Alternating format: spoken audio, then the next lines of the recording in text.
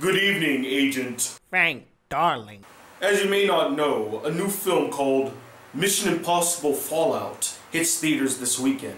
It stars Tom Cruise, Rebecca Ferguson, Ving Rhames, Simon Pegg, Alec Baldwin, Henry Cavill, and Angela Bassett. It is the 6th installment to the Mission Impossible franchise, written and directed by the same man who wrote the last film, Rogue Nation, Christopher McQuarrie. It is said to be an action-packed thrill ride by most people. A local fat black YouTube critic, known simply by the alias BCG, is planning on reviewing this movie and giving it some type of review.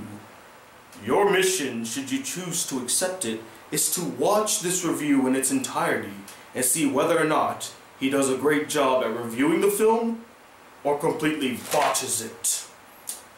This recording will now self-destruct in 5 seconds. Good luck, Agent.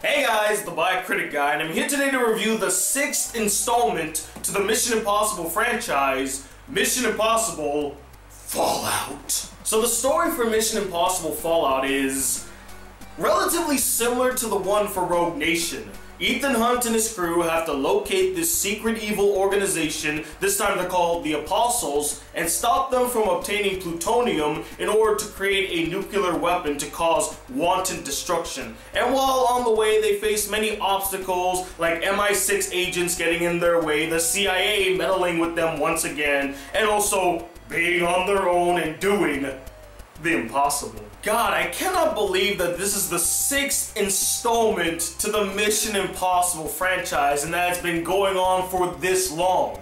Keep in mind, the first film of this franchise came out in 1996. 1996!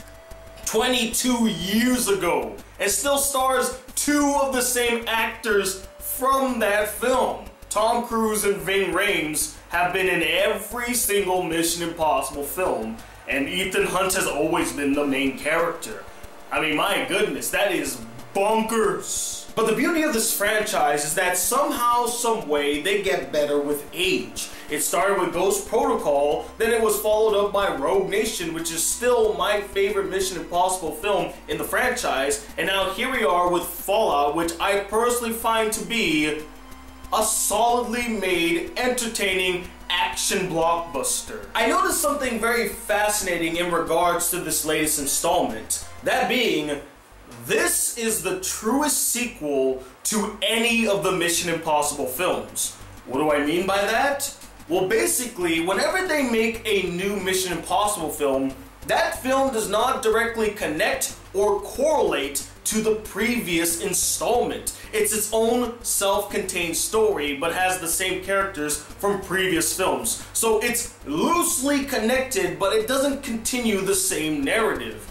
Whereas in Fallout, it is a direct continuation to Rogue Nation, as it carries on the same narrative, has many of the same characters that were introduced in Rogue Nation, and actually gives some closure to some of the things that was presented in Rogue Nation. Not to mention that it was also written and directed by the same guy. And I believe that Mission Impossible Fallout being a direct sequel to Rogue Nation is both a good thing and a troubling thing as well, and I'll get into that later on. One thing that this franchise continues to excel at is creating gripping, intense, and thrilling action sequences. And that is no exception here in Fallout, as once again, the action is the best thing about this film. And it just continues to build upon itself from one action scene to the next. And something that I don't think I praise enough about the Mission Impossible franchise is its variety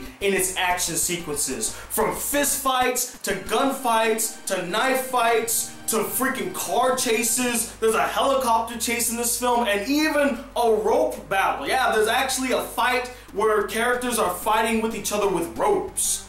I mean, I gotta give them props for being so creative and varied with their action sequences. They could always just do action scenes where characters are punching each other or they're just chasing each other down, but sometimes they intermingle. Sometimes there's a fist fight mixed in with a car chase scene, or a car chase scene mixed in with some gunfighting, or just multiple things happening in the action sequences that keep it refreshing and interesting. One thing that truly complements the action sequences in this film is the creative use of the camera. The camera moves so phonetically that it complements these action sequences. I don't think there's a single shot in this film where the camera is not staying still. And it's not that shaky cam shit either. It's very clean and precise camera movements that you can see the action unfolding right in front of you. This is how you film action.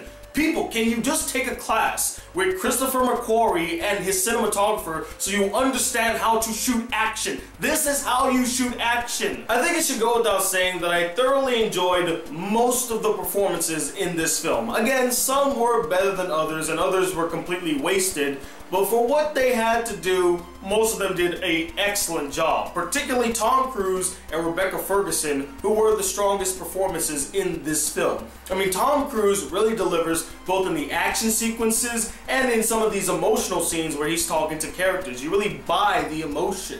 And I really feel like Tom Cruise, whenever he does a Mission Impossible film, he puts his best foot forward because this is his franchise. This is his baby, and he wants to make sure that he makes a great product.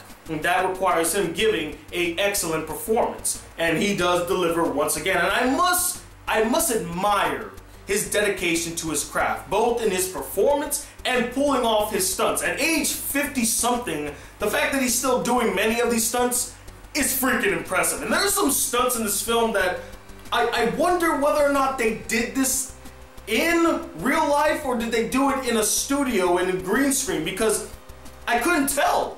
The ground looked so natural. It looked like it was naturally lighted, and it made me say, okay, is that a green screen or is that actually being shot outside? I could not put my finger on it. And I gotta give props to the special effects department, the lighting department, and the cinematography for tricking me into believing that it was real if it wasn't. I also really like the performance of the main villain from the previous film. And again, they kept his character intact. He's still as methodical and strategic as he was in Rogue Nation. It was such a delight to see him again, as I still think he is the best villain in the Mission Impossible franchise. And seeing him in this film, it clearly shows. I truly adored how they handled Ethan and Ilsa's relationship in this film, because it easily could have came off as hokey or forced or way too over the top to the point where you're like, that's not even what their relationship was like in the previous film.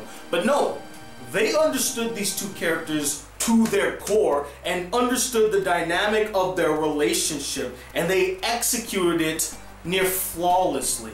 I think the beauty about their relationship, especially in this film, is that you can really sense the conflicting emotions both of them dealt with between picking their mission or choosing to protect the other. Their chemistry is just so on point, and I've been rooting for this relationship since Rogue Nation, because for the first time ever, I felt like Ethan had an equal. Ilsa is his equal. She's not some damsel that needs to be saved. She's not just some stoic badass. She's a character with complex emotions, a deep, rich backstory, and has her own motivations and can protect herself. But unfortunately, guys, I do have a couple issues in regards to Mission Impossible Fallout. My biggest problem comes with its story.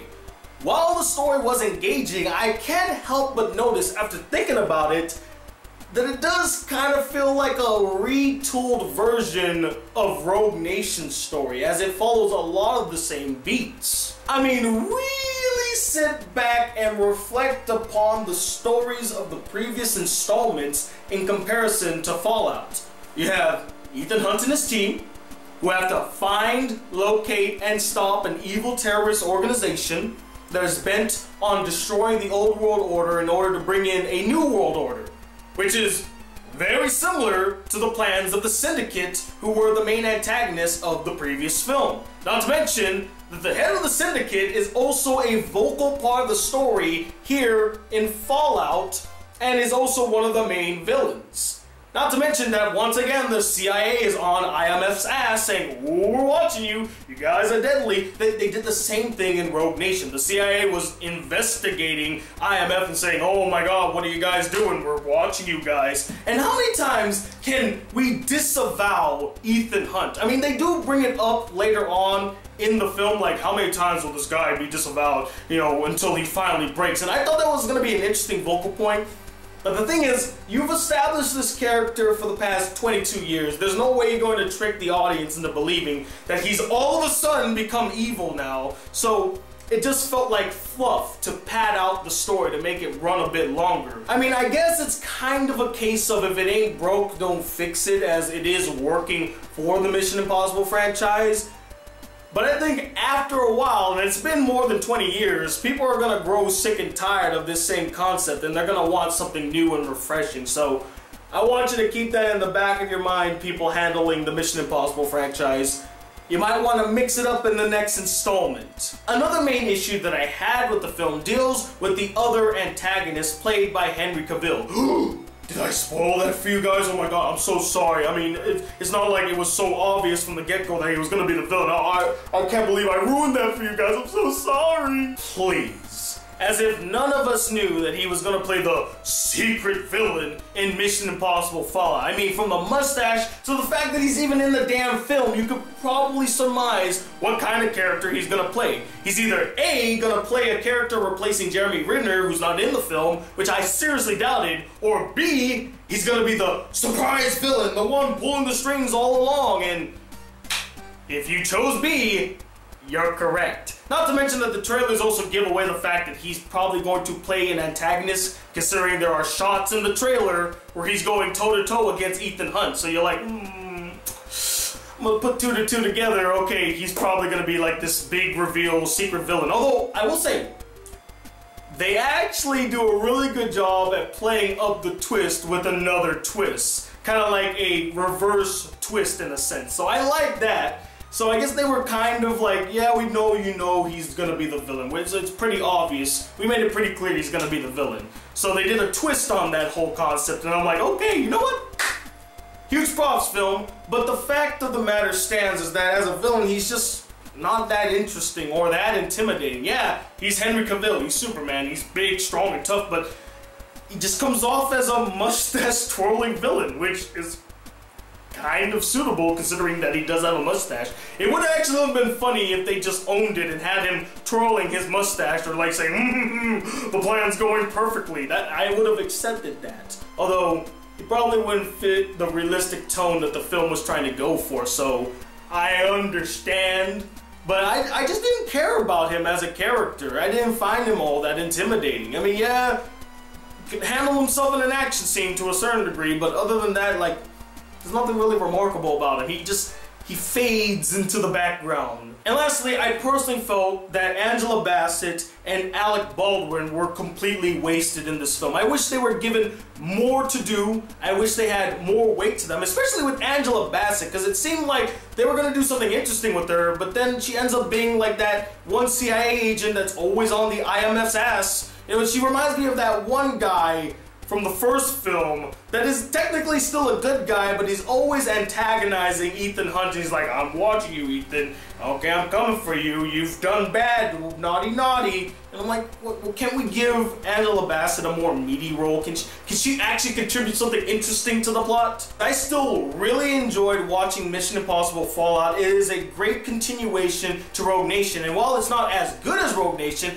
I will say that it's definitely worth watching. If you're a fan of the Mission Impossible franchise, if you're a fan of Rogue Nation, check this one out. But as always, guys, I'm not the end-all be-all opinion when it comes to Mission Impossible Fallout. I would love to know what you guys thought of the film as well. Did you find it exhilarating, fun, exciting to watch? Or did you find it boring, dull, repetitive? I just can't get into it anymore, and I wish that they would kill the Mission Impossible franchise already. And do let me know, what is one of your favorite franchises that have been going on for more than 20 years? There are a couple of them out there, so comment below, let me know, and thank you all for watching. Stay tuned, more videos are on their way, and if you like sending any fan letters, send it to this PO box right up here. And as always guys, if you'd like to see more videos on this channel, be a part of the Black Critic crew, please hit the subscribe button below, hit that bell notification so that you're always alerted when I make a new video. Like this video if you really enjoyed it, and I'm Tony Watt II, the IMF agent who is choosing this mission as the Black Critic Guy. Till then, peace YouTube!